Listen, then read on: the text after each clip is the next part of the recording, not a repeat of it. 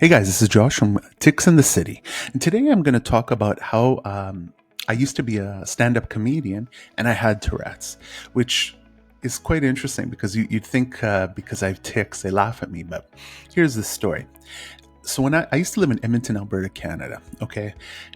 And I really hated having tics. So one day I was going through a catalog of courses, and I see this course for stand-up comedy, how to learn it. And I said, "How do you learn stand-up comedy? Either you're funny or not." But in the course, they taught you the techniques and what to expect, and maybe how to write, and like uh, tools that you can use to make your act a little bit better. Now, this class was run by a guy named Paul Sveen. Very funny comedian, very manly guy, amazing guy. And I remember doing that, and he said something which was really interesting, which was comedy for a lot of people is therapy. And that really hit me. I thought, okay, that's true. So we did, I think it was like 10 classes. And at the end, we had to go to a club and actually perform 5 minutes of our own skit, which, I mean, most people would be afraid to do that because, people can look at you and think badly about your bit, etc. And no one likes to fail, right? But oddly, I was pretty much okay with it because people were laughing at me anyways, not in a good way because I had tics. So I thought, okay, here we go. Let's see if this comedy is therapy. So I remember we were taken to a comedy club called Yuck Yucks, which was in a huge mall on the west side of Edmonton called West Edmonton Mall, which used to be actually the biggest mall in the world until later years. Now I think it's like the 10th or thing. But the thing is basically a city. And this club was one of Canada's best clubs. So we went in there. I did my 5 minutes, got a few laughs. Also, wasn't that good the first time. But I remember when I got off, I felt really good. And one of the things that I had to do, which Paul Sveen told me, which was amazing, he's like, "Listen, man, you got tics.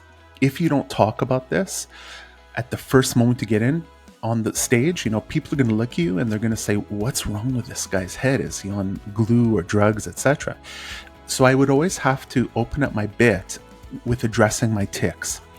Now, I didn't want to have comedy around my tics because I didn't want to be known as what was called a ladder comedian, which basically you take a crutch. Like, let's say, for example, if you're African American, you only do jokes about being black, or if you're Jewish, only jokes about being Jewish. Or in this case, if I was having Tourette Syndrome, it's having only jokes about having tics.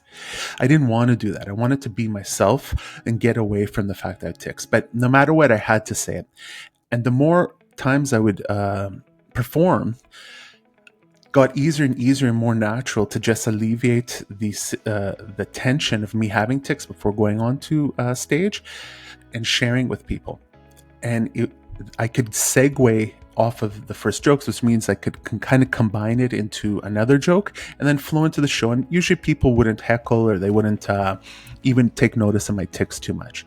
Now, I definitely agree that comedy was therapy for me because in the end of the day, it helped me get out there and just enjoy my life for who I was. And I think sharing that I had tics at the beginning to avoid people thinking that I was on drugs or something actually was great because it was like that big elephant in the room saying, "Hey man, there's that elephant. It's my tics. Don't worry about it." And then we went into the jokes and actually I started to become pretty good at being a comedian. Now, I was an amateur comedian. I was going to be something called a young gun, which is kind of, you're not professional, but you get maybe paid $20 a show, etc., and you'd be a middle. And I remember actually just a funny side story that maybe is kind of cool. I think it was Thursday, the comedian who they brought in for that week would actually teach all the young amateur comedians his tips for how to perform and how to give shows. And that was really cool because you meet some pretty cool comedians. Once there was a guy who was Drew Carey's writer, very funny guy. If I remember his name, it was Steven, but this is like over 25 years ago. So maybe almost 30 years ago. So I can't really remember the name. But one of the best moments of my life, which is kind of odd if you don't understand comedy, but check it out. I highly suggest you check out these comedians. They're funny. Was this. There was a guy in Edmonton named Welby Santos, a Filipino comedian. One of the funniest guys I've ever met and one of the nicest and most genuine guys I've ever met too. So we were there, and there was one of my favorite comedians of all time, Russell Peters, who is an Indian comic who's actually quite famous now. Not quite, he's very famous. He's been in Hollywood movies. He's just a very funny comedian. Actually, my top three comedians of all time, easily. And what they would do each week is they would choose one amateur comedian to open up. Okay. And I was crossing my fingers that he would choose because I wanted to perform with Russell Peters. And I don't know if Welby like kind of put my name in or something. But Russell Peters, he chose me.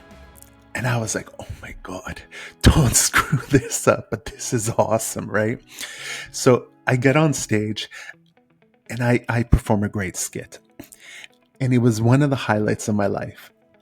And for other people, they wonder, oh, 5 minutes in front of a comedian. But for me, it was kind of like saying, okay, for me, it was that I made it. Even though I was amateur, etc., it was such a good opportunity. And after me came Welby, who was the middle, who had me laughing on the floor. And of course, Russell was the main comic. I think he did 40 minutes or an hour. I was on the floor laughing as usual. Would Russell Peters remember me now? I highly doubt it. Would he remember Welby? Definitely, because they were friends. So if you ask him, I don't know. But that was my story of being a comedian and having Tourette's. Now, I had to actually stop being a comedian because I decided to move to pursue other things.